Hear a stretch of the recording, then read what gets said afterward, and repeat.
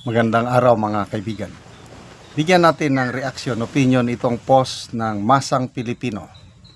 Title, Tariela, si Rear Admiral Tariela ito titigil sa serbisyo kung si BP Sara ang magiging Commander-in-Chief. Inaamin niya na malapit nang magpresidente ang ating BP Sara. Posibleng tuluyang magretiro sa serbisyo si Rear Admiral J. Tariela sakaling maging Pangulo si BP Sara Duterte sa 2028 elections. Sa panayam sa kanya ng mamamahayag na si Christian Isguera, direkta niyang sinabi na I'm going to hang my uniform for good, na nangangahulugang handa na umano siyang iwan ng serbisyo kapag nagbago ang pamunuan ng bansa.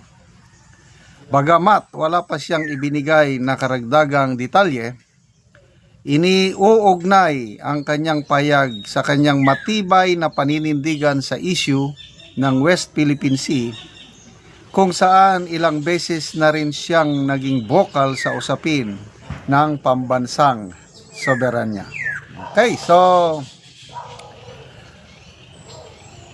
good luck, Rear Admiral Tariela, sa inyong nalalapit na retirement. I don't know kung compulsory na ba ito o optional lang. Tingnan natin ang people's reaction kung nasasayangan ba ang taong bayan kung mawawala siya. O ito, 58,000 nag-react. 47,000 ang tumatawa, 9,800 ang nag-like. So, percentage? Around 85%. Baliwala. Go on. Bring it on. Retire ka. Kung retire ka, wala kaming pakialam. Yan ang sinasabi nitong 85%. 15% lang ang nasasayangan sa kanya na mag-retire sa serbisyo. Okay. So, West Philippine Sea. Yes, huwag nating i-give up ang ating territorial rights. Hindi naman soberanya yan Kasi hindi naman siya talagang parang territorial natin yan. Hindi natin i-give up. But huwag na yung aabot sa punto na gawin mong katatawanan ang leader ng isang malaking bansa with 1.4 billion people. Gawin mong katatawanan ang leader nila. To me, that's a no. Sabi niya, freedom of speech. Ano ka? Freedom of speech mo diha na, well, sa atin, okay lang sa atin dahil nasanay tayo. Sa kanila, hindi sila nasanay ng ganyan.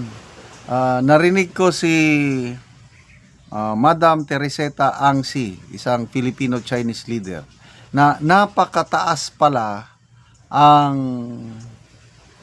ang paghanga ng karamihang Chinese kay President Xi. Kaya nung nakita nila yung caricature na ginawang katatawanan ni Tariela ang mukha ng kanilang presidente, kaya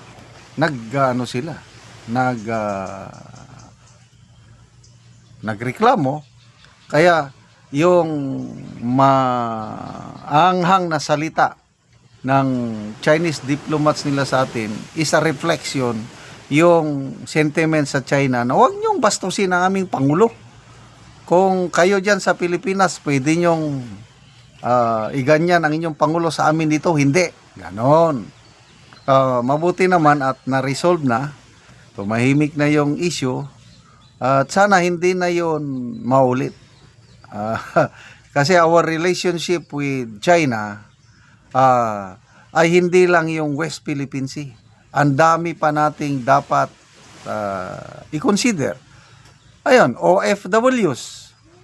Ilang Pilipinos, more than 500,000 OFWs nandun sa China. Kung aawayin mo ang China, pauwiin nila yung 500,000 OFWs, anong mangyari? Sa matutulungan ba ni Tariela yung 500,000? Matutulungan ba ng mga senador na pinapalayas ang China? Mga ganon. Oh, yung export, imports natin. Marami tayong industries na kasalalay sa import natin sa China. Pag hindi na sila mag-import ng produkto nila na kailangan sa industries natin, ano mangyari?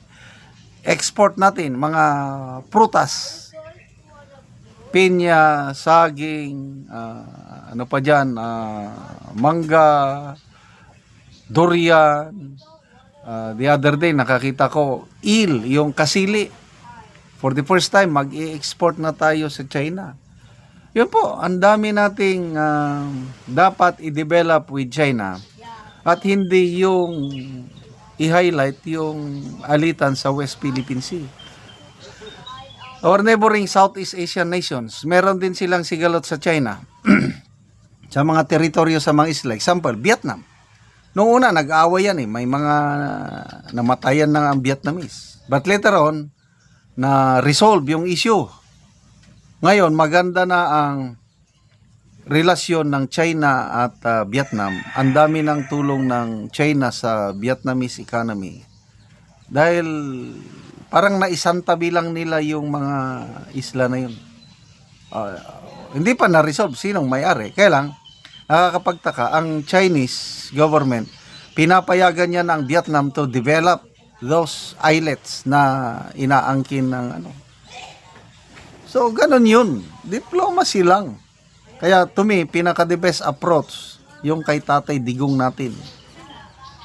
Itong approach nito ngayong administration na Palaway, we must prepare for war in case China invades Taiwan.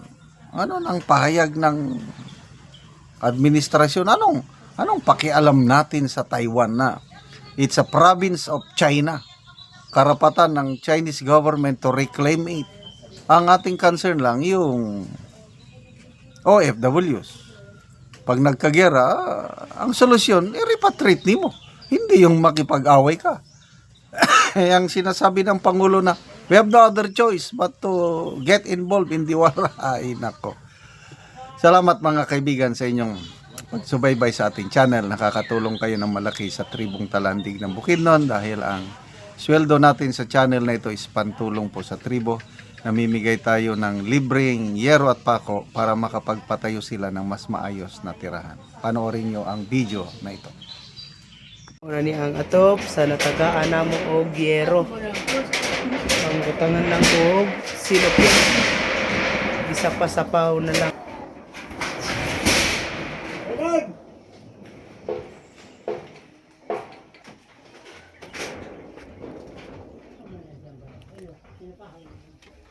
Gisapaw-sapaw na lang.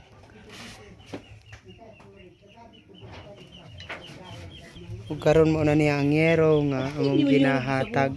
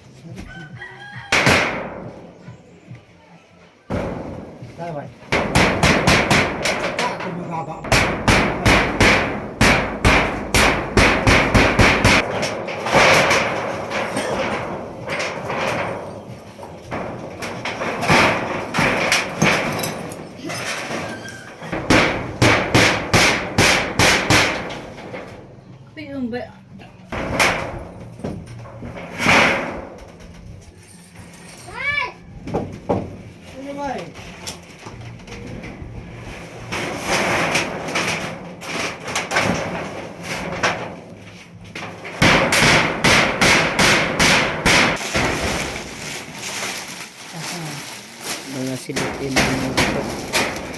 Sinig-sinig na niya mong yatot nakuha na. Nakuha. Tungod sa pagtabang sa atong Karon humanagid sa pag-atop. So nalipay gid si ante nga napulihan na tong iyang atop nga mga silupin lang. salamat sa nagtabang sa seni nga nakatop ko. Salamat sa Ginoo nga sa diyamit sa tao. Oh, ante. So pila na di ante katuig ang inyong atop nga kining mga silupin lang o mga yero. Kape na 20. Kape na 20 ka tuig. So dugay-dugay na gyud. So salamat kayo ante. Wala among trabaho kay tungod sa mga tigulang nami. Nga senior na gani. Ay, so wala na mo'y trabaho ni tatay. Wala trabaho na mo. Oh, salamat kayo ante.